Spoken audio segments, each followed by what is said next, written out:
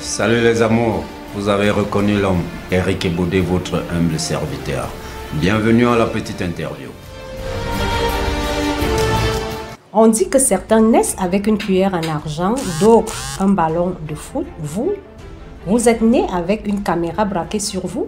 En réalité, je ne suis pas né avec une caméra parce que au quartier dans lequel je suis né à Yaoundé, je ne sais même pas si à cette époque-là, c'était facile de voir la caméra. Mais j'ai tout fait pour que les gens aient cette impression. Je voulais être le Samuel Eto'o du cinéma camerounais et je crois que je suis sur la bonne voie. J'ai tout donné, tout ce que j'avais. J'ai tout fait pour vous ressembler, pour qu'enfin vous puissiez m'accepter dans votre famille. Je voulais être au milieu de vous. Mais ça n'a jamais marché. Le plus gros défi déjà, c'est de vouloir faire du cinéma au Cameroun. C'est un défi, c'est un challenge.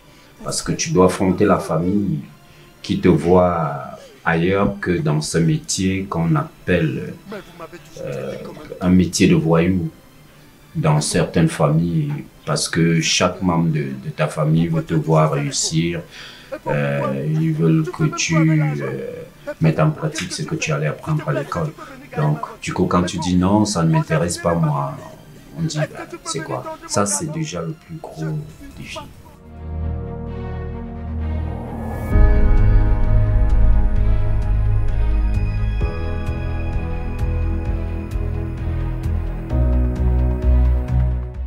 Le jour où j'ai eu la chance de partager un plateau avec Salomon Tamfo, dit Essola. Et c'était un théâtre organisé par Gérard Essombamani, que je salue.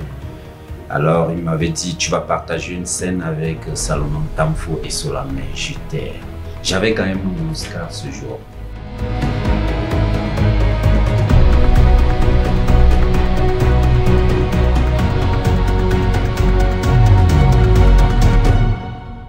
Le cinéma a toujours été comme quelque chose qui me rongeait de l'intérieur.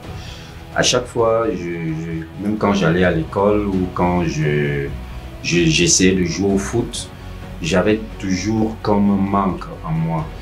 Et un jour, j'étais assis quelque part au quartier et j'ai vu une caméra posée. J'ai dit, ça, c'est ce que je dois faire. Je dois être devant la caméra. Cette personne qui est devant cette caméra en train de jouer ne sait pas ce qu'elle fait. C'est depuis ce jour que j'ai pris la décision de me lancer dans ce métier, de tout sacrifier. Mon plus grand sacrifice déjà, c'est de m'être séparé de mes enfants. Parce que quand je décide de me lancer dans ce métier, très jeune, j'avais connu une jolie demoiselle avec qui on a commencé à grandir ensemble. On allait même encore à l'école. On a fait des enfants. Et quand je me suis lancé dans le métier, elle a dit non, elle ne veut pas d'un acteur de cinéma, elle ne veut pas que ses enfants y participent. Du coup, c'était une douleur. J'ai dû me séparer justement de ma famille. J'ai dû tout recommencer. Et c'est ça, c'est un sacrifice. Mais aujourd'hui, je suis fier de l'avoir fait.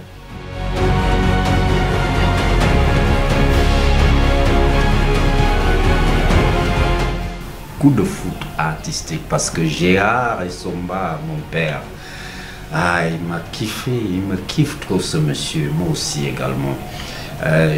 S'il pouvait me prendre et me mettre dans son berceau, il le ferait. Quand il entend que je suis allé faire un truc et que ça n'a pas marché, il est mort de rage, donc je l'aime beaucoup.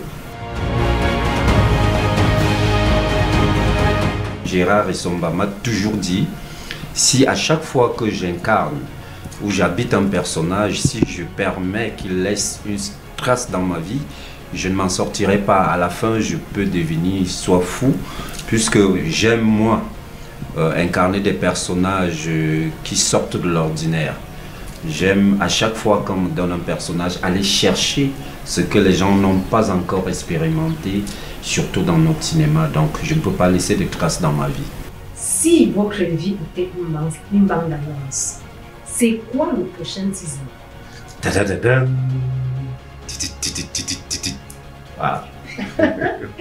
Et cette école de cinéma dont vous parlez? J'ai horreur de la théorie. Étant technicien à la base, parce que je suis allé à l'école, j'ai appris la technique, donc j'ai horreur de la théorie. Pour moi, la théorie, c'est pour...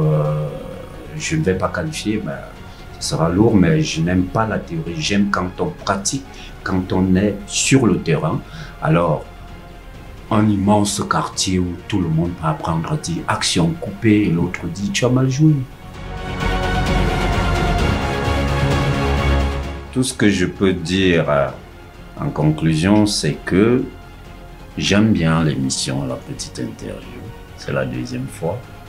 Et je dis à mes jeunes frères et mes jeunes sœurs, je n'aime pas donner des conseils, mais je dis toujours, il faut croire en soi.